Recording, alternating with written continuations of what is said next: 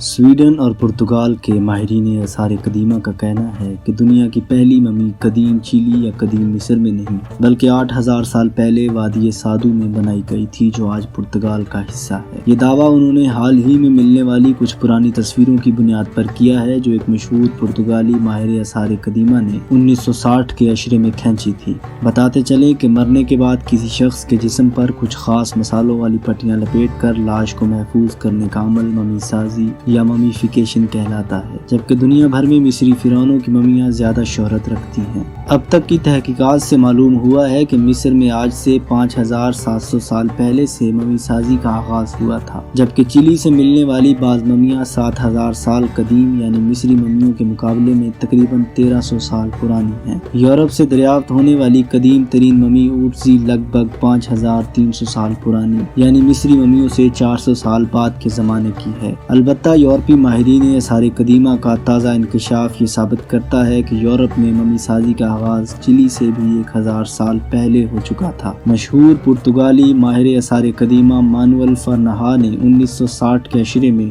سادوس valley کے علاقے سے 13 انسانی ڈھانچوں کی کئی تصویریں کھینچی جو 8000 سال قدیم تھے۔ بدقسمتی سے نہ تو وہ ان ڈھانچوں کو نکلوا پایا اور نہ ہی وہ تصویریں دھلوا کر کہیں شائع کروا سکا۔ البتہ اس نے اپنے ہاتھ سے ارد گرد کے علاقے کا ایک نقشہ بنانے کے علاوہ کچھ تفصیلات بھی نوٹ کر لی تھی، جو 2001 میں اس کے انتقال کے بعد پرتگال کے قومی عجائب گھر میں رکھ دی گئی۔ اس کے کئی سال بعد مانوئل فرنہا کے کچھ اور ذاتی سامان دستیاب ہوا، جس میں کچھ فلم رولز بھی شامل تھے۔ فلم رولز دھلوانے پر ان تصویروں کے بارے میں دنیا کو پہلی بار معلوم ہوا، جبکہ کچھ اور تحریروں سے پتہ چلا کہ ان کا تعلق پرتگال میوزیم میں رکھے گئے مانوئل فرنہا کے بنائے ہوئے نقشے اور نوٹ سے ہے۔ انہی تصویروں کے تجزیے اور مانوئل فرنہا کی تحریر کردہ وضاحتوں کو مد نظر رکھتے ہوئے اب ماہرین کا کہنا ہے کہ دفناتے وقت ان تمام افراد کی ممیاں بنائی گئی تھی۔ تصویر میں دکھائی دینے والے ڈھانچوں کی ٹانگیں پیٹ کی طرف غیر معمولی طور پر مڑی ہوئی ہیں، جنہیں دیکھ کر اندازہ ہوتا ہے کہ شاید مرنے والوں کو بعد میں سوتی رسیوں کے ساتھ مضبوطی سے جکڑ کر کئی دنوں کے لیے یوں ہی چھوڑ دیا گیا تھا۔ البتہ اندازوں کا سلسلہ یہیں تک نہیں رکا، بلکہ اوپن یونیورسٹی پرتگال کے ماہرین نے اس سے بھی آگے بڑھ کر خیال ظاہر کیا کہ رسیوں میں جکڑنے کے کئی دن بعد جب ان میتوں کا جسم بڑی حد تک سوکھ گیا اور ان کا وزن بھی خاصا کم ہو گیا